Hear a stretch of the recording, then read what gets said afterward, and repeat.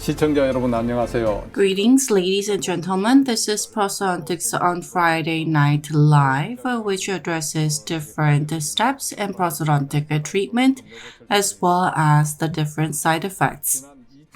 It has been already 3 years since we first aired in August 14th in 2020, and thanks to your love and support, we are now celebrating our 3rd anniversary.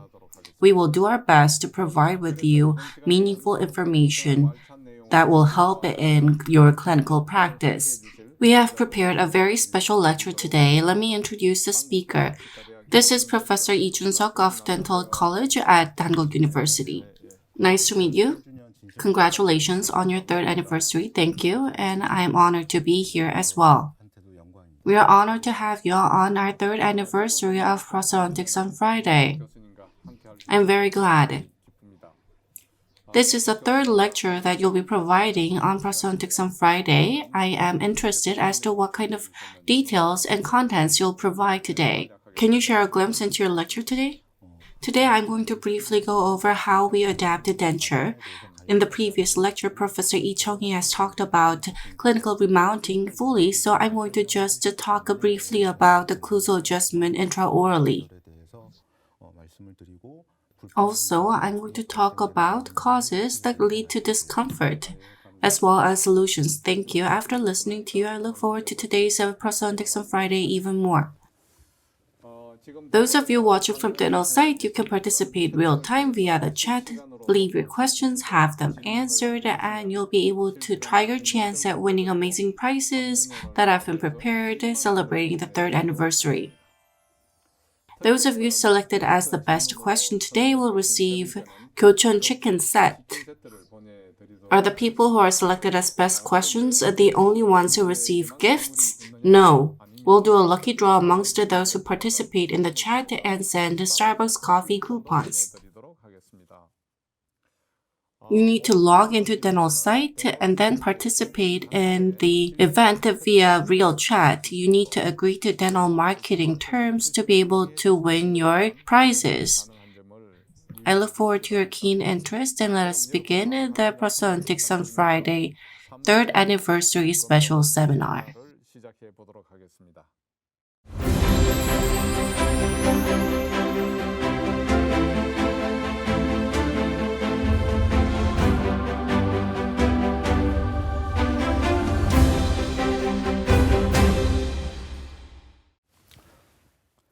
Greetings, I'm Professor Lee Jun-seok of Prosthodontics Division at Dankook University Dental College. Today I want to talk about adaptation adjustment and patient management for full denture cases. Today's title seems quite daunting, but this is something that you're already aware fully in your clinical practice. So I want to go over them briefly.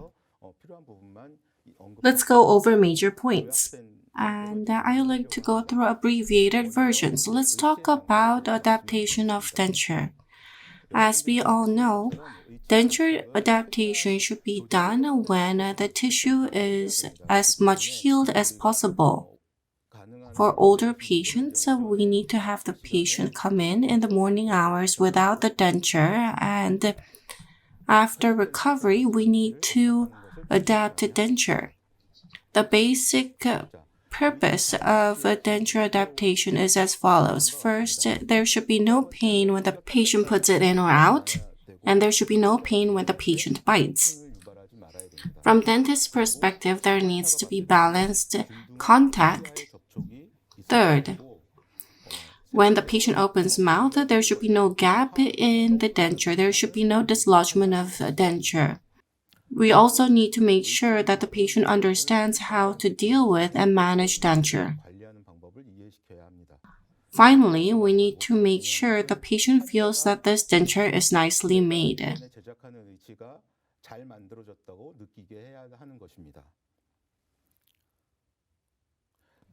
Therefore, adjusting the denture for a long time in front of the patient is not really a good idea. In a lot of cases, people take out the denture from a sealed packaging and start adaptation. But before the patient comes, you need to take it out and do inspection ahead. That is my recommendation. Because of opening in the rugae or signs of extraction socket, there can be sharp nodules and spicules leading to pain. Also, this can affect the stability and retention. We need to make adjustments ahead. We also need to evaluate whether food impaction can occur easily in embrasure area or whether polishing has been done properly. We need to check if polishing is done on the inner surface. What is most important is to check where areas which require a lot of adjustment like bony ridge has become too thin. As shown on the right, the border molding marginal thickness, once it comes out as denture base, perhaps it can become too artificially thin. We need to check that. In the case of labial flange, at times it can be fabricated too thick. In that case, the patient can experience aesthetic discomforts, so we need to be aware of that. If it's too thick and if the patient finds it uncomfortable, then we need to adjust such thickness ahead. With patient present, if you start to adjust the denture for a significant period of time, the patient may doubt whether the denture has many problems, so we need to address that carefully.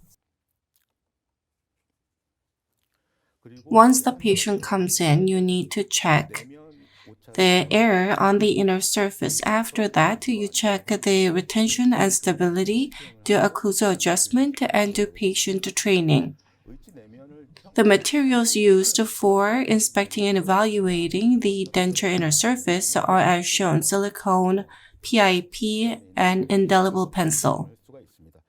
You can use whichever one, but as for PIP, personally speaking, it takes a long time to apply and it's quite sensitive, so I don't really use it. In the case of fit checker or other silicone options, there are such characteristics. No matter how thin you apply in the inner surface of the denture, in the case of the upper, the medium becomes unable to get out, and in the case of lower, if you apply even the slightest force, everything goes out, so it becomes too thin. As shown on the left, when you use silicone, as for the upper, it becomes too thick, so it is difficult to check where it is in contact, and as for the lower, if you apply slightest force, then everything will be in contact, so this will be difficult to adjust as well. The impression materials that are available are very precise, so you need to compare using the impression material and check the margins. If the patient complains of pain in certain areas or feels compression, you can focus on that as you make adjustments. As seen on this image, in the area where compression occurred upon impression taking, we need to check whether this occurs again, and this can be quite clinically useful.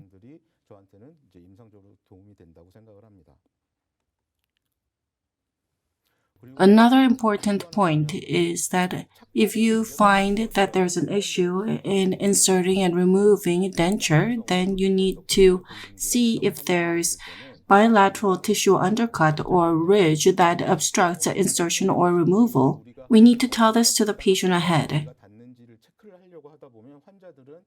When you try to check and put it in and out, the patient can go through extreme pain. In this process, there can be bleeding as well. If you use disclosing medium and if you tell the patient to raise their hands if they feel any sort of pain, you can put it in, and once the patient raises his hand, you can remove it. And as shown in the image on the lower right, you can check where there's contact. You can reduce the margin or provide relief.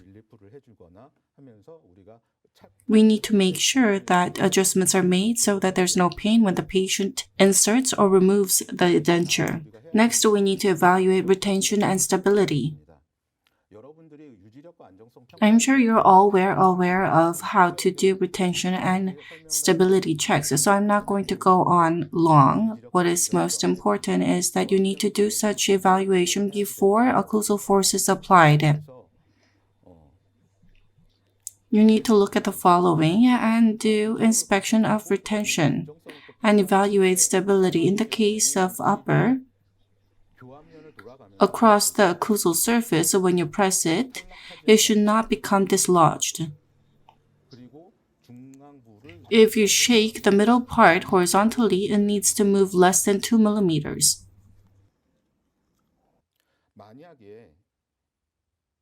If you press it like this, if the denture falls off easily, then stability is lacking and this would be difficult to use. In order to solve this problem, we can use modeling compound to increase the thickness of the buccal margin.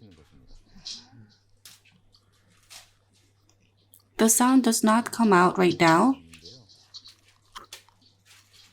When we press it, and if there's no shaking left and right, then in this area, as shown in the upper right, rather than pouring model, you use putty to fabricate model and then remove modeling compound. Once this is done, there is an empty space generated. You can use brush-in technique to increase the thickness of margin. You can increase stability, and in the same way,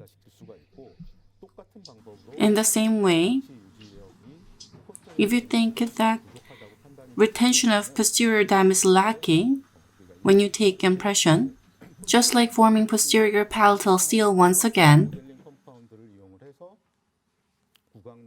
you use the modeling compound intraorally, and in a similar way, you form resin and form dam. What you need to remember here is that at times you use resin directly in the oral cavity. However, because of the characteristic of resin, it's very difficult to increase the retention. I prefer using modeling compound, and in the case of lower, if the patient has a retruded tongue, then you cannot really expect retention and stability in the lower. You need to train patient once again and reposition tongue position. At times, the patient may deny that they have retruded tongue, and this is quite frequent. When the tongue is positioned in the lower anterior area, when you check the retention, you need to examine the sound and the tongue movement that flips backwards. Once these are checked, you can motivate the patient with these information and reposition the tongue position. Or you can form a notch on the lingual side of the lower anterior to guide the tongue forward.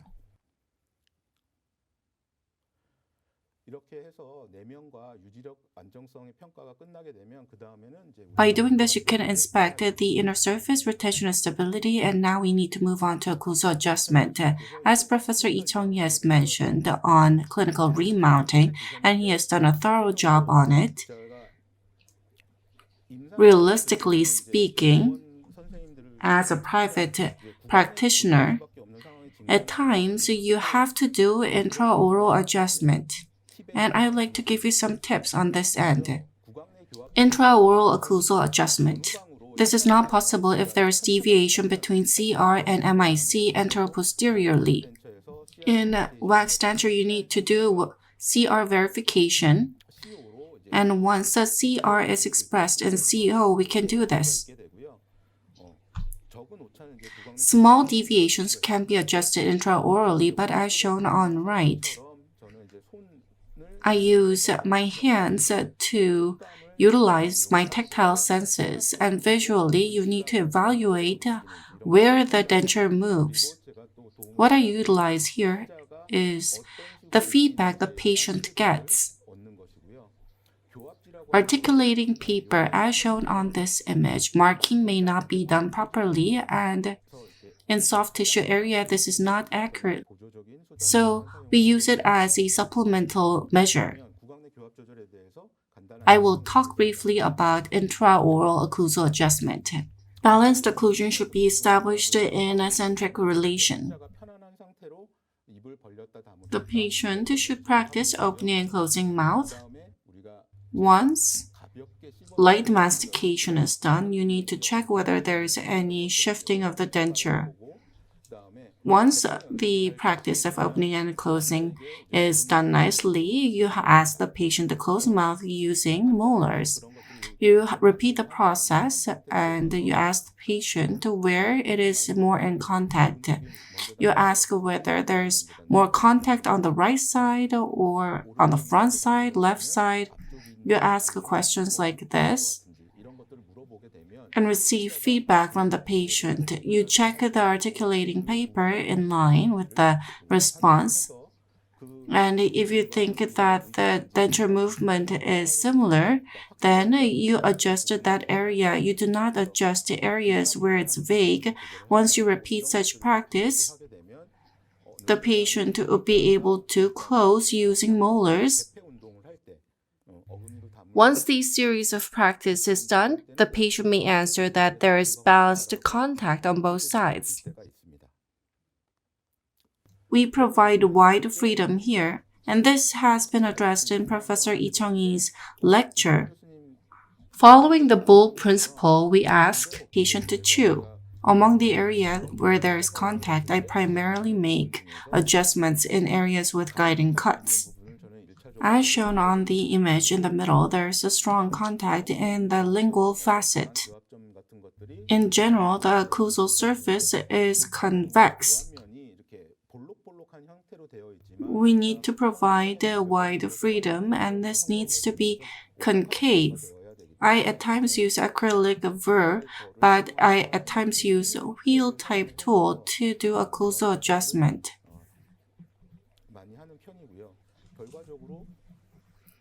Once there is balanced occlusal contact in the area where there is central fossa, the centric occlusion area is marked in black. When you have the patient chew, then the red bits are marked. I try to adjust it and make it more smooth to secure stability. By doing this, in doing occlusal adjustment, you can do it intraorally without causing pain to the patient and affecting stability. Can I ask you a question in the middle? Yes? So you've shown you how it was done in the upper. If you press in the palate, the midline is very hard, and in the posterior area, there's a lot of soft tissue in some patients. At times, although the denture should provide stability, there can be seesaw effect or bending effect. In these patients, what kind of actions should we take? What kind of options do we have?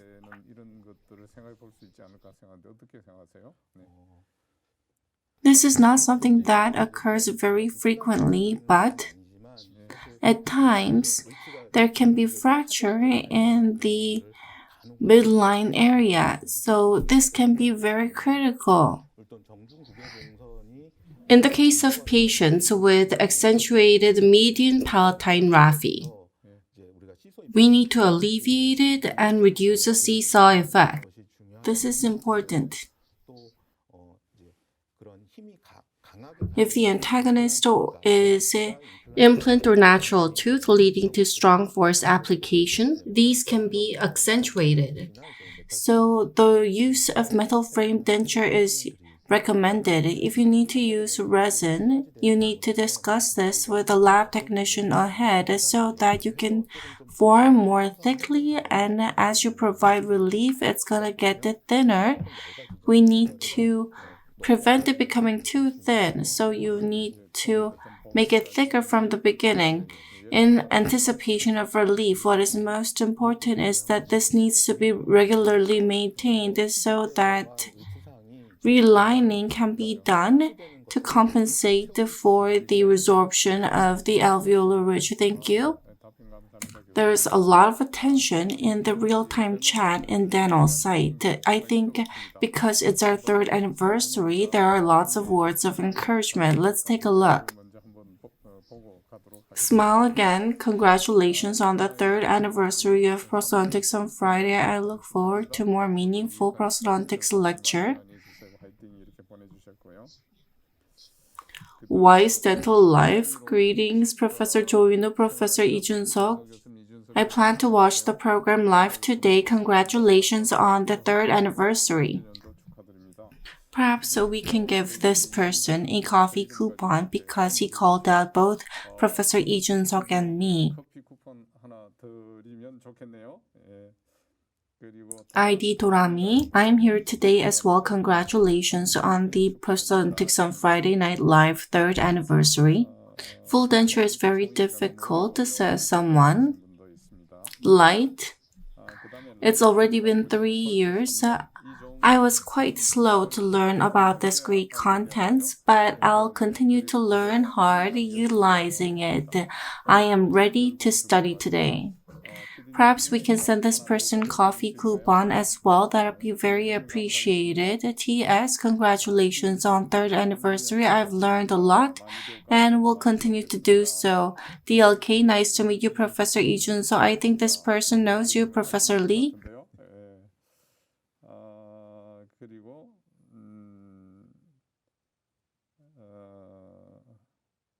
So we'll entertain the questions after the lecture is over.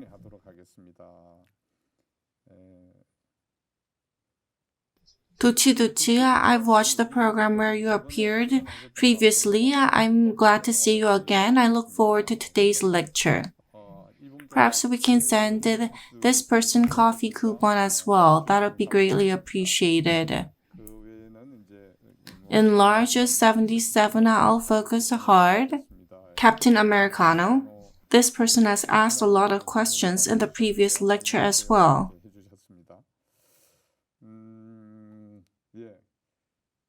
We'll entertain the rest of the comments and questions after Professor Lee Jun-seok's lecture.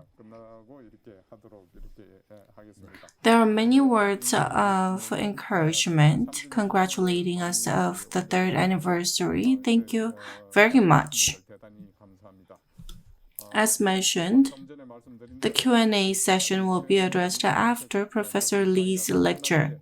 Professor Lee, please carry on.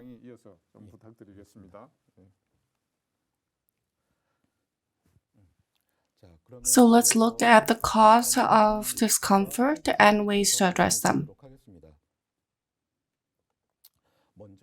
By discomfort, there can be many different types of complaints and discomfort, but the most frequently mentioned discomfort is pain and that the denture is loose. If you look at the different factors, first it can be attributed to the fact that the case was difficult from the first place. As shown, there can be various factors that constitute a difficult case. There can be lack of residual bone, thin mucosa, and so forth. But we can treat these kind of patients when we overcome these limitations. And if we provide a solution that solves it, we can provide treatment. However, if we are unable to address them, then problems can occur.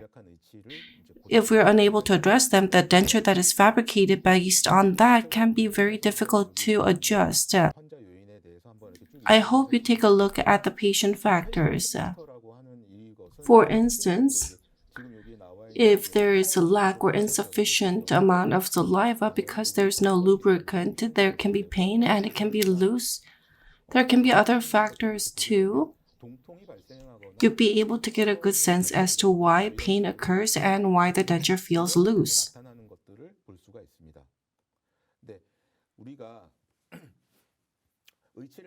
When we fabricate the denture, there can be a bit of error, or there can be different kinds of mistakes during the procedure. that were unnoticed. Because of these factors, the discomforts may occur. If you divide the discomforts based on the position of the denture, it can be divided into impression surface, polished surface, and occlusal surface. We've talked about posterior palatal seal, and this can lead to looseness of denture rather than pain. Imbalance with a neutral zone or imbalance with adjacent muscles can lead to looseness of denture as well. Apart from the factors listed here, if the cause lies on denture, the characteristic is that the pain and looseness can occur at the same time. When there's pain, you need to know what is the cause. If there's looseness, you need to check what is the cause thoroughly. After adjustment, the patient can come back and say that there's pain. On the first day, we have looked at the inner surface, the retention of inner surface, and occlusal adjustment. Because we did adjustment on inner surface first, if that has not changed, then problems may have emerged because of occlusal issues. Looking at alveolar crest, this is the facet of alveolar crest.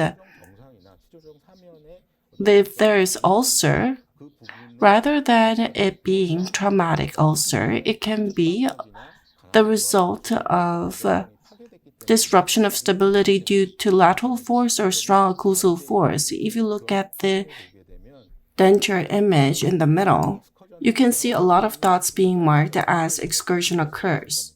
If you adjust that, as shown on the right, ulcer will disappear. If you have done inner surface adjustment in this case, then ulcer would have occurred in a different area and the patient would have returned again. So in marginal area, there can be ulcer as well. In order to increase the sealing effect in hemular notch, distal buccal flange can be overextended. You can use a fit checker as shown in the middle. You can mark the overextended area like this using indelible pencil. If you adjust it, the image on the right is after one adjustment. You need to check whether the patient continues to feel discomfort or not. And you can do it once again. When the patient experiences pain, you need to tell the patient that we need to take things gradually because doing things significantly at once can lead to more error. We need to do it in 2 steps or 3 steps. The patient doesn't want the denture to be loose, so in most cases they accept. When the patient complains of pain, you need to look at the defect within the denture, or you need to look at the beading of the posterior palatal seal. There can be pain because of excessive force applied, and you can alleviate it or remove it. Next, there can be tongue or cheek biting. In this case, this is because horizontal overlap has not been secured. As shown on left, if teeth alignment are in close contact, you need to adjust the buccal facet of the occlusal surface of the upper as well as the buccal surface of the lower. As shown on the image on the right, by securing horizontal overlap, we can address a cheek biting.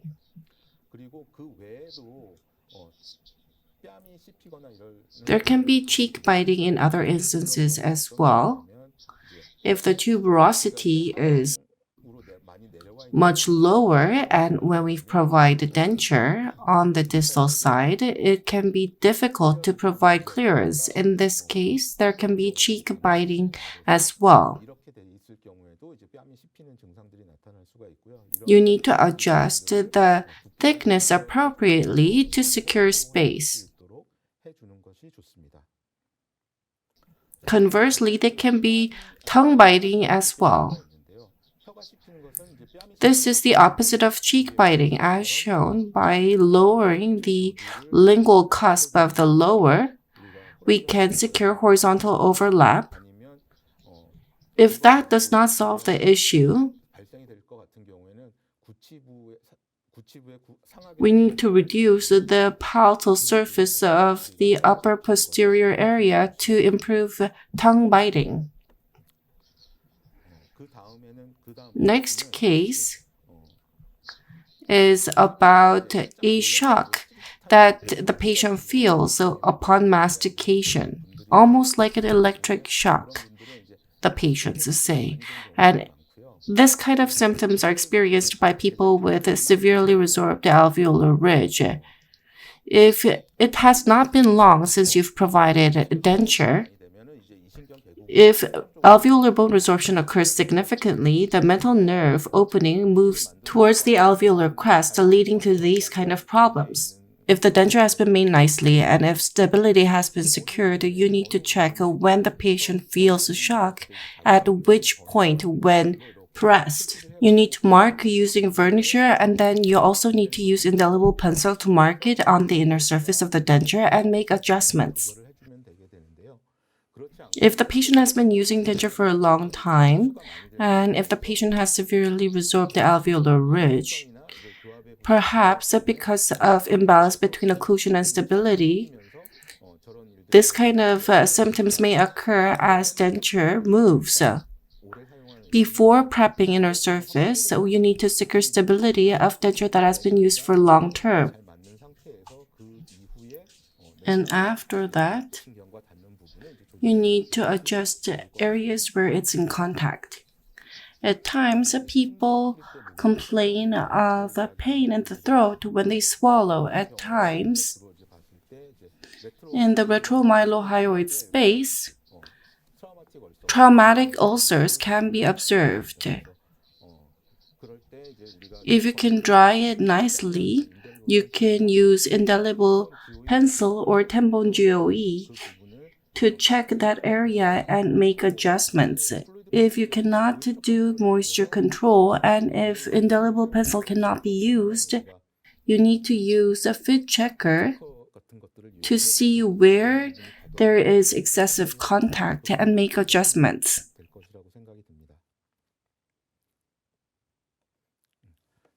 Let me summarize. We make a lot of effort to make a full denture. We take impression to make a nice impression surface, and in order to get stability from polished surface, we need to align teeth nicely. And as a result, we can get retention and stability. The key in occlusion is that even if we have gained retention and stability from polished surface and impression surface, if occlusion is done wrong, then retention and stability will be reduced. For successful full denture treatment, stabilization of occlusion is crucial.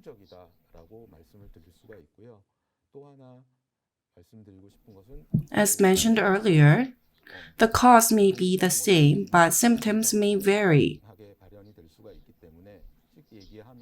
If retention is lacking, for instance, if there is lack of retention in the lower, perioral muscle action becomes increased and the denture becomes loosened. On the other hand, as for the upper where there's retention, if perioral muscle comes into the play and if there is overextension, this will not dislodge the denture, but this will lead to ulcerations. We need to have such understanding so that if patient comes in complaining about something, we need to look for the root cause and address it. This is what I've prepared thus far. Thank you for your attention. Thank you for the meaningful and wonderful lecture.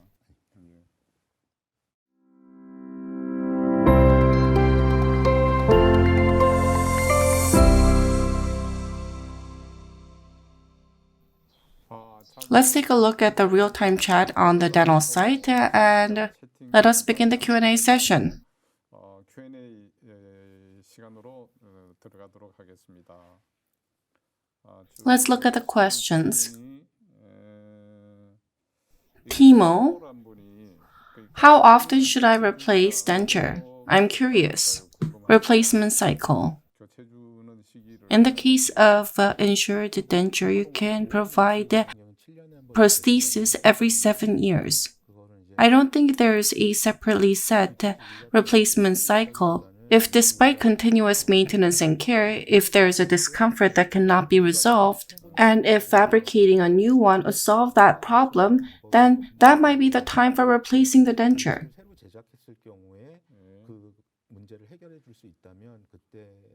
There can be differences depending on patient, and there can be differences such as level of bone loss. So it's difficult to pinpoint when, but on average, after 5 years, you may start to consider about replacement, and that is why the insurance policy says 7 years. Many factors may have been considered in making that decision, considering the finances and stuff. Next question.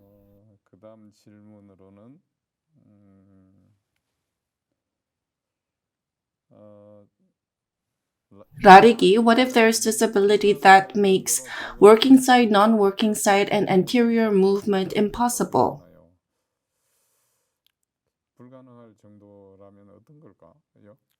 What do you think this person means by impossible? If it is impossible, then you need to fabricate new denture. I think this person is talking about old denture.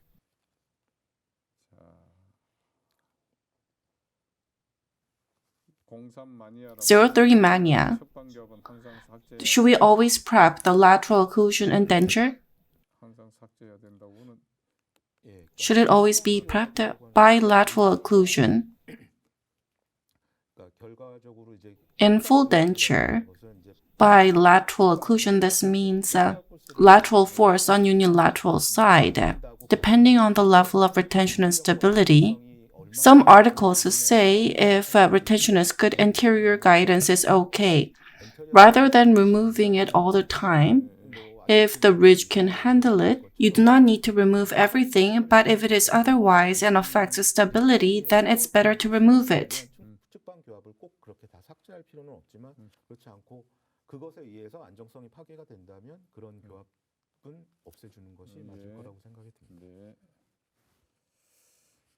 Woni, following the posterior border line, I have fabricated metal denture base. And if the patient has a severe nausea, how can I respond to it? Or if the patient has a severe nausea and vomiting response, what can I do in the fabrication process? Vomit and nausea. There can be patients with a severe nausea response. This can be due to psychological factors. If it is because of that, this can be resolved easily if it is attributable to a different cause.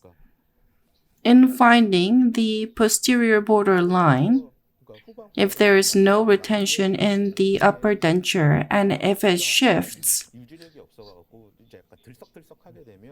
if the patients with severe nausea have lack of retention, as it shifts, nausea can be stimulated, and if there's a unilateral mastication, shifting can occur and nausea can be stimulated again. If you have set vertical dimension high, a sense of nausea can be stimulated as well in some articles. You need to check these factors, in my opinion. Based on my experience, patients with a severe nausea and vomiting symptoms to the point where they cannot use dentures, I've seen about 3 or 4 such patients. And starting from taking alginate impression, they start to show nausea. In that case, I will place a couple of implants and do open palate denture. I may use locator and such and provide open palate denture. Patients who were more financially available placed implants and used a fixed bridge as well. Ways to respond to such patients can be many. If the patient needs to have denture, it can become more difficult.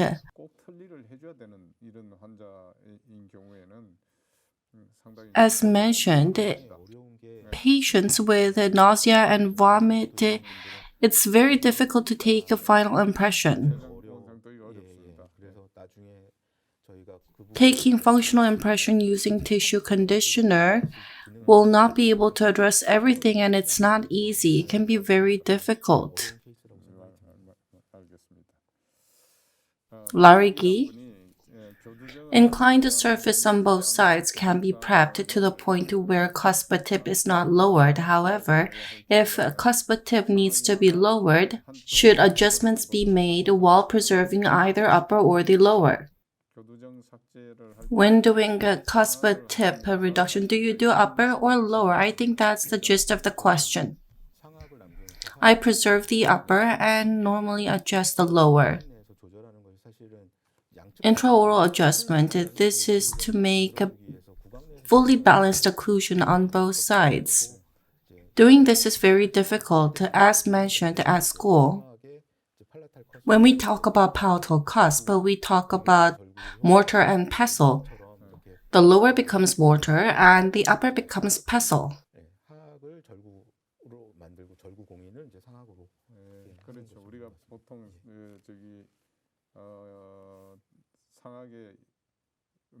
The way to do artificial teeth alignment in the upper, you can utilize lingualized occlusion.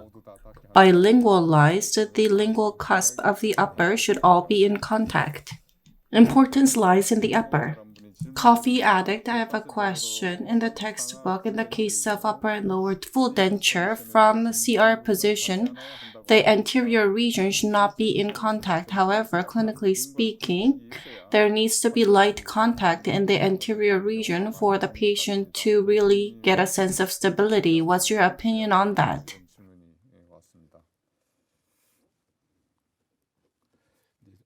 Practically speaking, both are quite right. We do not protrude chin at CO, but after closing anterior region, we go to CO.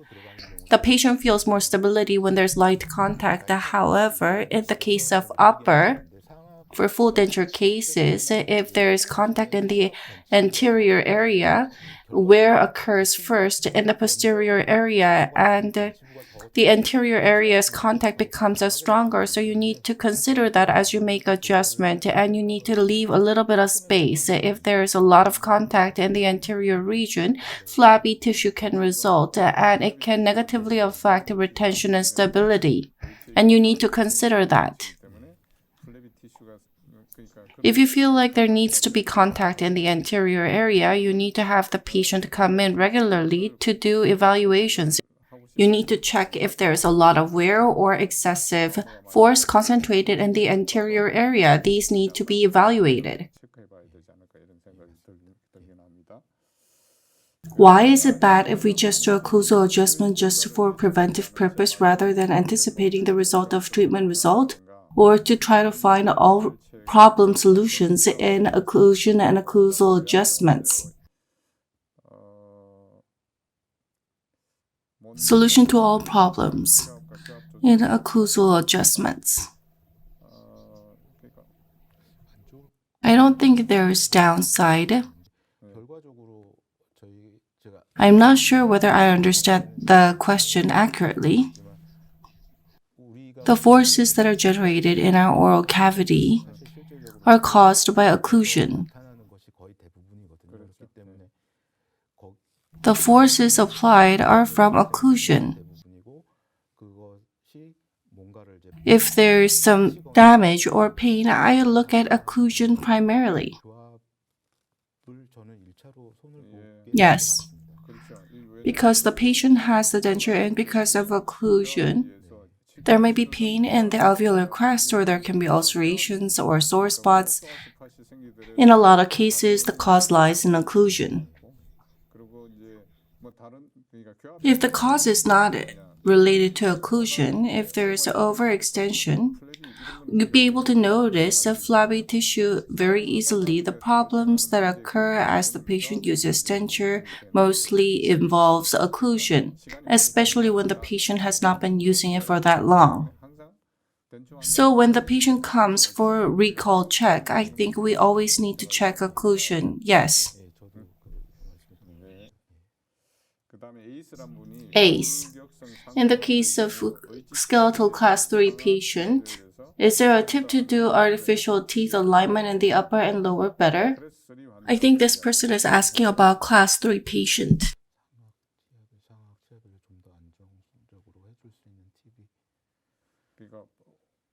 A tip to do artificial teeth alignment more stably.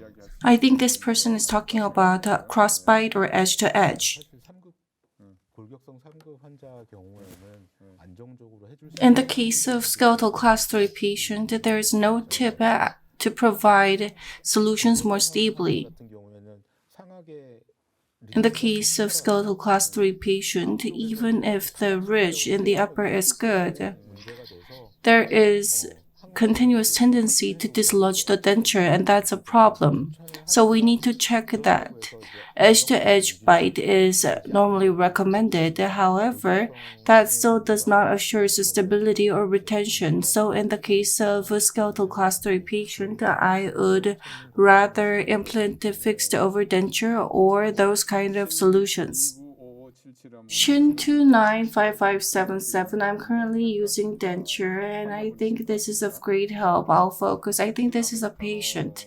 Captain Americano, the patient continues to complain that it's difficult to chew on both sides at the same time, so the patient chews with anterior teeth or just on one side, leading to denture dislodgement. What should I do?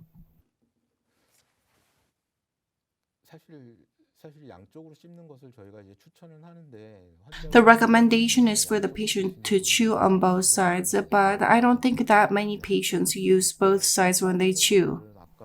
When they chew on one side, the dislodgement can occur, and this has been mentioned previously. By making the buccal side more thick and increasing contact surface, based on Stephen's principle, by increasing contact surface, we can get retention, and you can utilize the lateral muscle force. If you can use that to solve the problem, then it's good. But if it's not resolved, that person should receive implant treatment, be it overdenture or fixed prosthesis. On the other side, if there's lateral occlusion or if there's discomfort when the patient chews, if it's uncomfortable, they don't use that side. They use the side where it's more comfortable. So you need to check occlusion first. If occlusion is normal and if such problems occur, then as Professor Lee has mentioned, you need to check stability and retention as well. Shin295577, how often do I replace denture? This has already been mentioned. Larigi, when the patient is sitting straight, how can I check whether there is a fremitus in occlusion? I think this person is asking about sliding centric. In my case, in the case of denture, I put my hand on it and I try to get a tactile sense of the denture movement. In the case of natural tooth and the crown bridge, I put my hand on the buccal surface of the tooth or on the labial side and try to get the feel of it. The amount that is transferred, for instance, if it is natural tooth, there should be no sense. If it is bridge, the shifting sense should not be delivered to my hand. Occlusal adjustment should be done up to that point. With time, stronger occlusal contact points are made on the premolar rather than molar. Does this mean that the CR guidance has failed? I'm unsure. With time, if it changes like that, I don't think this means failure in CR guidance. With time, vertical dimension changes and CR position will change as well. In the case of lower, the lower can protrude out, but it doesn't protrude. At a certain point, once you check, CR and CO can differ significantly. And this can happen quite a lot.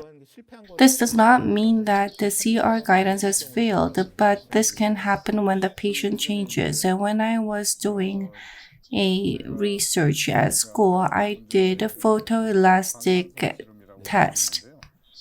By doing this, occlusal force is delivered towards the front.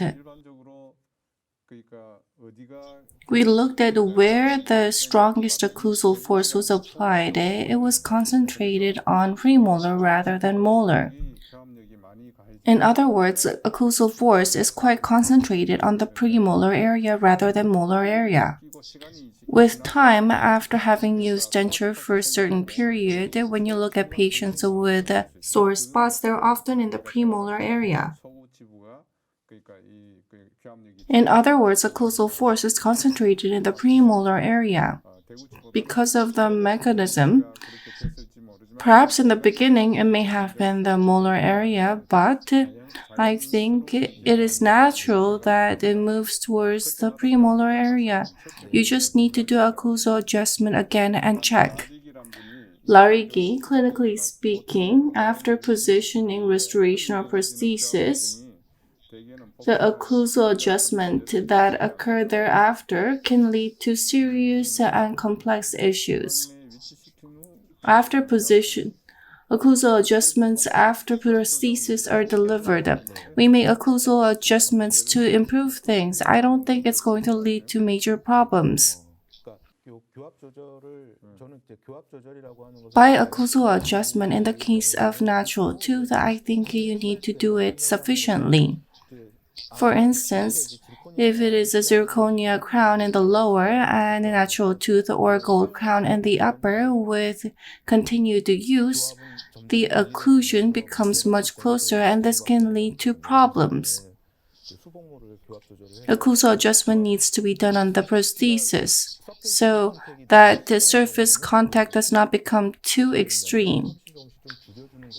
You need to reduce the contact surface little by little to help the tooth, and reducing mobility of the tooth with mobility is to remove secondary TF, so I don't think this will lead to major problems. I agree. Occlusion needs to be checked at all times, and occlusal adjustments need to be done every possible time. That is very good. Bingo. Is there a separate indications for using locator type, magnetic type, bar type implanted denture? This does not necessarily fall into the topic of the day.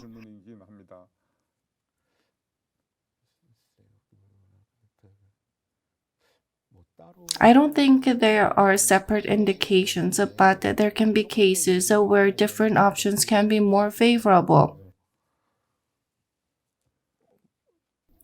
There's no defined principle as to what should not be applied when. But in the case of overdenture, various options can be used, and you have to look at the patient condition and ridge condition and choose appropriate options. You need to look at the vertical available space and other options. There's going to be a lecture on overdenture, so I hope we can address this question in that lecture. If you can raise this question again, we'll provide a more detailed answer.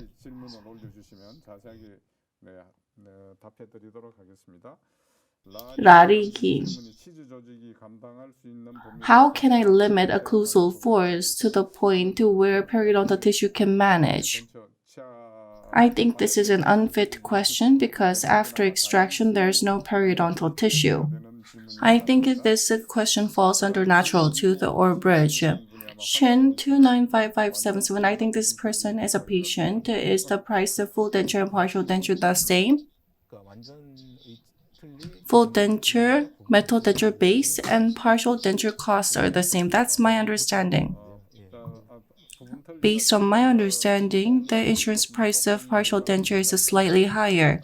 I'm not sure whether I remember right, but yes.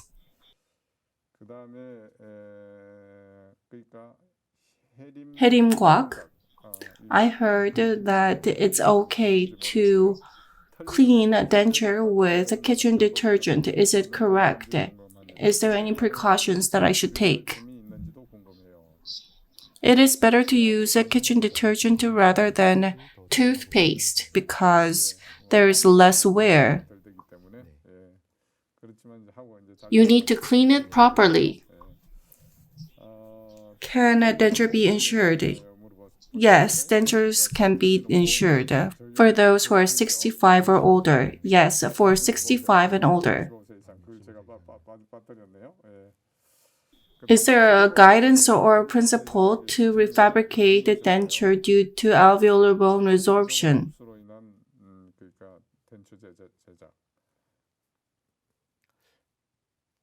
Denture refabrication upon alveolar bone resorption.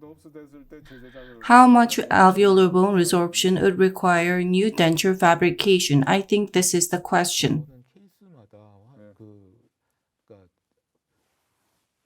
I think that it may differ based on the case. If you can fix the denture, then that is the best, but with alveolar bone resorption or because of age, systemic health, alveolar bone condition, there may be such necessity. With patients with significant alveolar bone resorption, actually, it is better to fix the existing denture than fabricating new denture in terms of adaptation. There are various factors that we need to consider. Relining. If the patient is too old, then it is better to use existing denture. In terms of denture refabrication, if it is too loose and if the patient is not too old, if it is rickety, then we need to provide the refabrication. If relining cannot solve the problem, we need to fabricate it once again. Dentisys. These days, denture adhesives are recommended frequently. Please tell me advantages and disadvantages of using denture adhesives.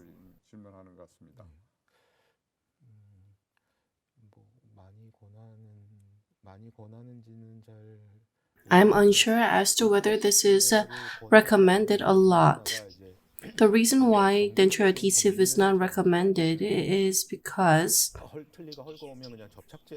if the denture is loose, people just use adhesive rather than doing regular checkup. In that case, then delivering proper denture may become impossible. I do not necessarily recommend denture adhesive. But if you do regular checkup, and if you use it when necessary, then it will be okay. If you do not abuse it, then it's going to be okay. The denture adhesive itself is not bad, but the patient needs to clean the denture before using it, but in general, they don't do it, so the denture becomes contaminated.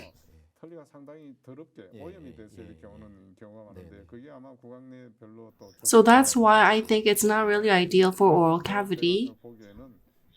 In my opinion, when you use denture adhesive, as you have mentioned, you need to get regular checkups from dental clinics and then use it. Despite well-made denture, at times, when it becomes impossible, you may use a denture adhesive. Yes. Nate. In the upper, there's partial denture, and in the lower, there's fixed prosthesis, and on the left side only, there's an odd noise. By smacking sound, I think the denture continues to get attached and detached. Or perhaps it's because of tongue and cheek. We need to think of these two possibilities. And when there's an odd noise coming out, whenever there's mastication, you need to check and take a look at the denture. I do not have much clinical experience on this end. The odd noise. This may occur depending on food type, and it can be affected by the surrounding muscle as well. When we close and open, there can be a sound, and we need to understand when the sound comes out. If the sound comes out, if it's loose upon mastication, it's possible. But I have not seen it myself, so it's difficult to say. Larigi, if there is a significant difference between CR and MIP to the point where it's unacceptable, what should I do? I think Larigi has a lot of questions as to when things go extreme. Significant difference between CR and MIP. If it's unacceptable, I think this person is talking about the amount. If the patient's MIP is not a problem, it's not going to occur more problems. The patient to choose in CR and at times choose towards the forward. The MIP is towards the forward, and CR if it is towards the posterior. As the patient to choose, at times it feels correct, but at times mastication may not really feel okay, so the patient may complain. In that case, you need to establish such relation again. Escaping heat when adapting for the first time, what kind of food do you recommend? Do you train patients to chew both sides? In my case, when we practice, we say you should start off with softer food. Yes, we do provide patient training, but I do not really say that you have to chew both sides.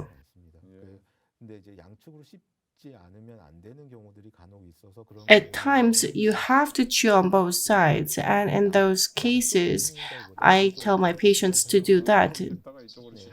More so than using both sides to chew, people use right side and left side in turn as they chew. It's difficult to use both sides at the same time. In general, people chew on their preferred side, and that area becomes more developed when we tell our patients. Because it's difficult to chew in the beginning, we tell the patient to start off with the fluids. From there, you can move on to soft rice, eggs, and tofu. And after the patient gets accustomed to that, they can try kimchi and other side dishes. Some patients complain of not being able to chew kimchi, but kimchi is something that is difficult to chew amongst Korean food because it has a lot of fiber. We need to train our patients properly. Eating kimchi from the start may not be easy. Captain Americano, with age, people's mouth becomes smaller, and at times it becomes too much to put the denture in. Should I have the patient practice open mouth? Yes. I don't think I'm understanding accurately. There are patients who are having difficulty opening and closing mouth. In that case, practicing is good. Or, despite atrophic ridge, when the patient goes in, the patient complains of pain in certain cases. But they actually do not complain of pain when they do it themselves. I think this person is asking that after tooth extraction, it becomes edentulous ridge and the overall oral cavity becomes reduced. So at times, it's difficult to put in the denture. In the beginning, maybe the patient may be hesitant, but with continued use, there will be no major discomforts. In the case of patients with involuntary lower movement, how can I form occlusion? Should I align teeth with 0 degrees first? So I think the patient shakes and has involuntary movement. In such cases, depending on different cases, at times it may be difficult to treat. Even if you use 0-degree teeth alignment, you cannot assure 100% success. There needs to be good occlusion in all changed states, and if there is wandering bite, you need to get it all right on both sides. Full bilateral balanced occlusion needs to be achieved. The patients with involuntary movement may be quite difficult. 03 mania. In cases where torus is developed, do you also actively pursue surgical procedures as well? In the case there's a torus, unless the patient experiences discomfort and is unable to set denture, I don't do surgical approach. If it's too significant, you need to remove it. If it does not interfere with retention, then it's okay if we just leave it. Captain Americano, we cannot tell the patient not to eat kimchi. There are many elderly patients who say they want to eat kimchi. How can I train patients about food? We need to tell the patient that we cannot eat kimchi from the start. You need to dice the radish kimchi if you want to eat it. Korean food includes different vegetables and steamed vegetables. They're not like lettuce, which only requires a couple of times of chopping. And we eat steamed spinach and different vegetables, and they are in the form of stem and stalks. So I tell the patients to cut it and eat it. 대식 92. As for the upper denture, is there a criteria where you choose pure resin casting metal mesh type? I think this person is talking about metal crown. Is there a criteria about choosing a casting metal type? If you're concerned about fracture or if the patient has been using metal base from the past, then you need to continue on with that trend. Those should be considered, and in the case of flabby tissue patients, when I am to fabricate a denture for them, I am going to use a resin base.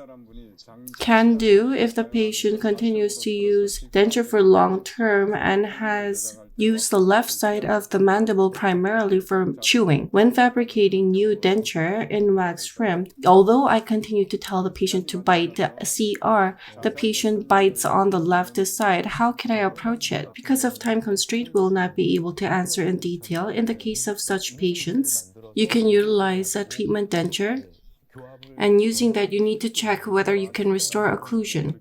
I agree. Can I clean a denture with vinegar? No. Can do, Professor Lee Jun-seok. I love your mustache. Judging by the fact that this person is saying that you look different, this person has watched your previous lecture. Taegushi, I love the lecture today. It's very different from existing denture. Thank you. From private practitioner's perspective, it's very difficult to pay deep attention every time. How much do you charge for denture treatment? So if it's insured, it's going to be the same. For general patients who cannot be insured, for dental hospitals, it's different from private practice.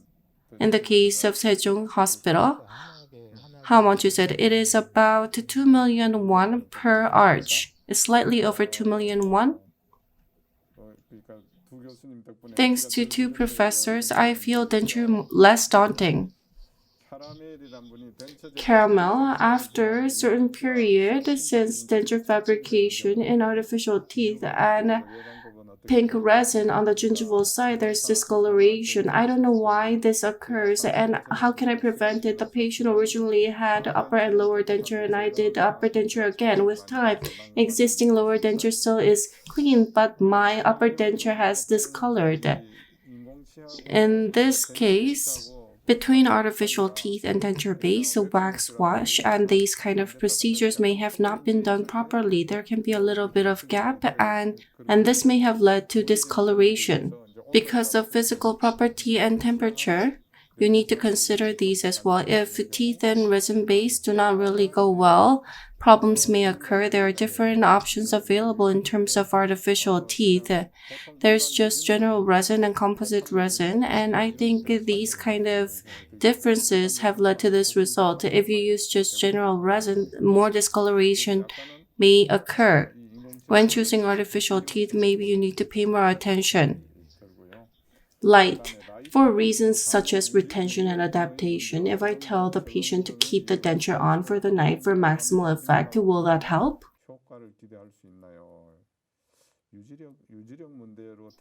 Keeping the denture on for a retention issue.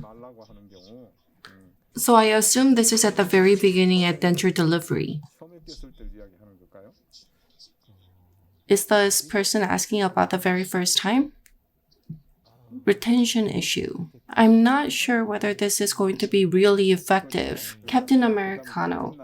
If the denture is loose, so do you use direct method for relining or do you use indirect method? In your case, Professor, do you use direct method? Rather than direct method, when I do indirect method, the results seem to be much better.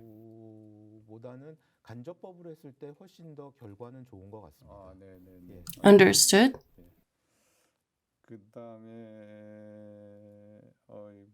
Tenthesis, congratulations on the 3rd anniversary of Prosontics on Friday. I look forward to celebrating the 30th anniversary.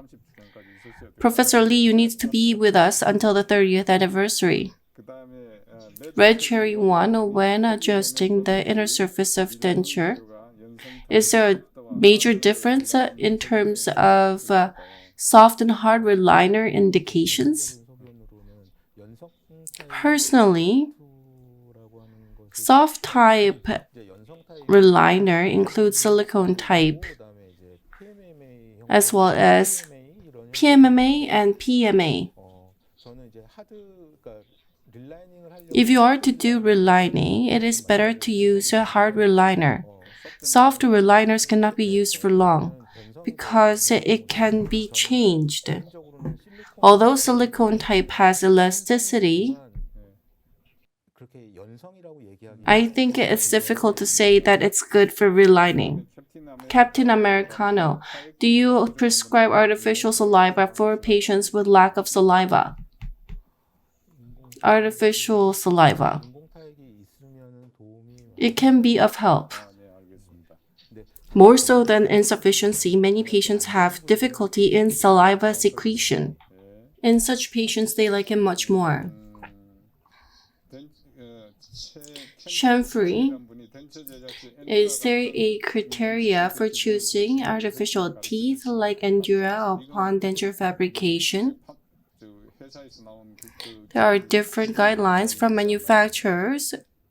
I think this is difficult to address in today's lecture. So it's not natural if there's a tongue biting. Nice to meet you. I've provided a full denture for a patient with dementia. The patient continues to complain of denture dislodgement. And when I check, the occlusion and retention is good. When I talk with the guardian, the person likes to eat lettuce wrapped rice balls and tend to chew with the front teeth. Although I tell the patient to chew with molars after occlusal adjustment in the anterior region because of dementia, the patient continues to eat with front teeth. In this case, because training is impossible, what if I give up aesthetics in the anterior region and prep the anterior region significantly? Prepping so that it's not in contact at all? I think that's what this person means. For dementia patients, it's difficult to answer. We're going over the designated time, but there are still way too many questions left.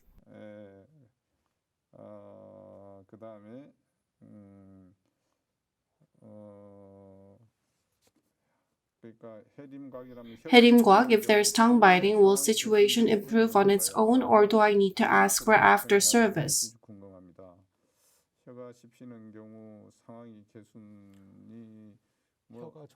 The tongue may get accustomed to it. At times it can resolve or it may not, but you need to make adjustments. You need to do continuous recall.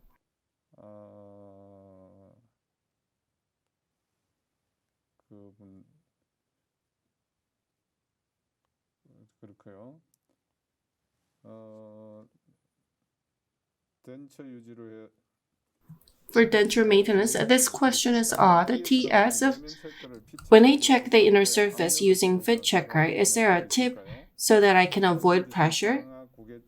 Apart from adjusting the upper palatal side or pressure from the lower, is there any other tips?